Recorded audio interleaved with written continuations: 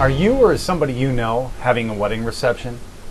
I'm going to share with you 17 things that you probably never even thought of that will make for a better wedding reception. I first want to point out, and you need to listen to this please, that it's rare that all the things I'm going to share with you can be followed in any given event. But the more that you can adhere to them, the more likely your party will be at full steam come closing time. The first one is don't put the older guests next to the dance floor or the speakers. If you have to ask why, then you may want to hire a harpist all night for your event. Number 2, don't cram your entertainment out of the way. Your entertainment should be seen. Powerful entertainers will work to get people out on the dance floor, but they must be seen as part of the action, not just some sideshow.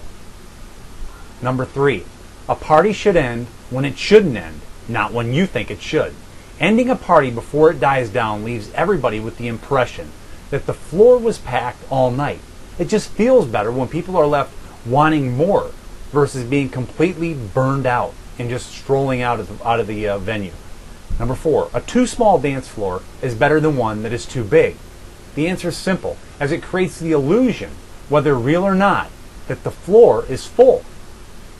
In doing that, people are more likely to dance when the crowd on the floor is dense than when they feel like they're the only ones out there. Take it from the trade that knows about dancing and motivating crowds, not from the banquet manager selling you on why a huge dance floor is so important. If people end up dancing on the carpet, then great, they end up dancing on the carpet. And the story of how your floor was so packed that people couldn't even fit on it only further reinforces my point. Number 5, darker is better than lighter for dancing. People feel less of a spectacle, less on stage, when they think that they're harder to see. That's why crime increases at night as well. And yes, when some people dance, it is a crime. This one works along the same lines of psychology as tip number 4. Number 6, keep the exit doors closed. Doors are inviting, and you don't want to invite people outside of the main room. Having the door shut, or having them open actually, allows more light in the room. And again, it works on the same dynamics as the dance floor being full when it's darker. Open doors invite people to their cars. Open doors invite people to the parking lot. You want to keep their focus in the reception room where the party's going on for as long as possible. And a little addendum to this, 6A, brides and grooms should never stand by the exit door. Never, unless they want people to leave. I have seen rooms drain guests rapidly, one by one, in a single file line. It's odd to explain and even to wrap your head around, but when the guests of honor stand by the exit door, it draws people to them. It's like a vacuum. Take my word for it and keep away from the doors unless you want people to leave. And don't make a habit of saying goodbye to people while you're on the dance floor. This too gets your guests in the exit mode. Number 7. This is a very general statement. Nicer places, country clubs, etc. actually make it harder, especially in the summer and fall months, to get people up and moving because they're so preoccupied enjoying the beautiful scenery. Think about it. Would you rather enjoy a cold beverage on a breezy deck outdoors, amidst the trees and a nice golf course, or a sweaty dance indoors?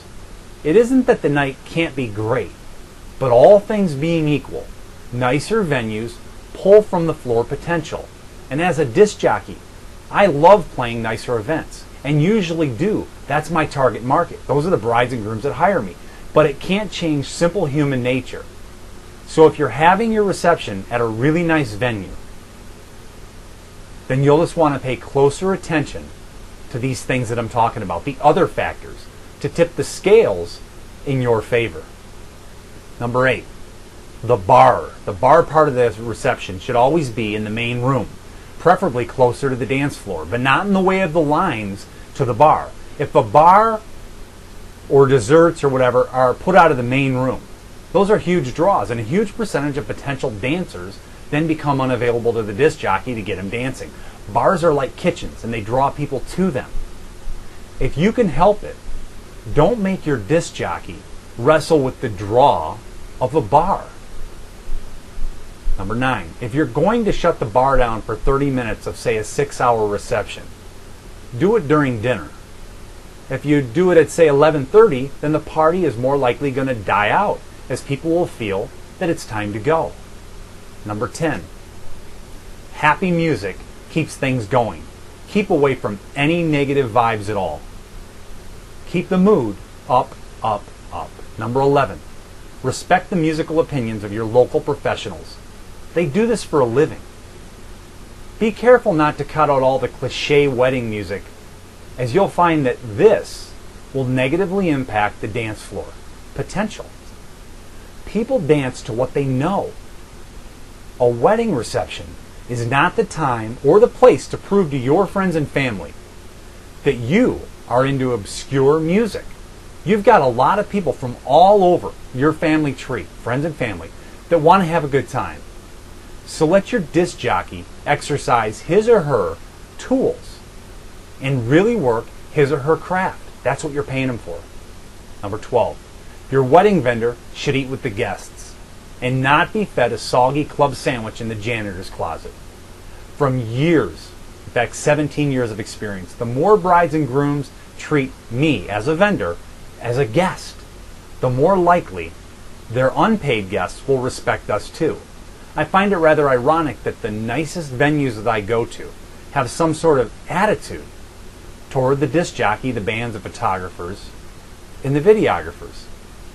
And they actually encourage the bride and groom to shovel these professionals off who should actually be part of the event involved during the action, because there's action that goes on during dinner. And they'll shovel them off with a plate of moldy cold cuts. I'm not kidding. Wouldn't it make sense that these pros be right near the action?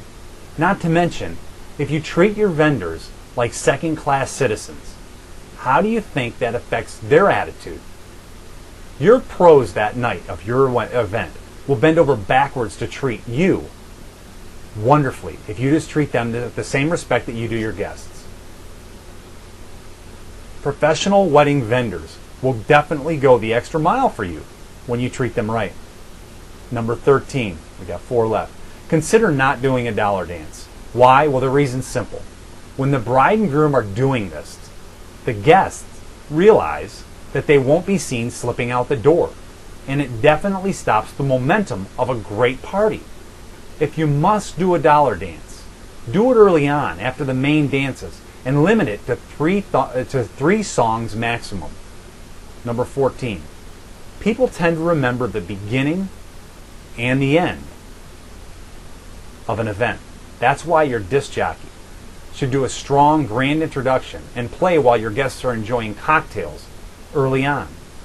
This helps your disc jockey build a rapport early on, and if done right, it puts your DJ in a more powerful position to work your crowd all night long. Number 15, it is best for any traditional events or speeches to be done and out of the way before the dancing begins.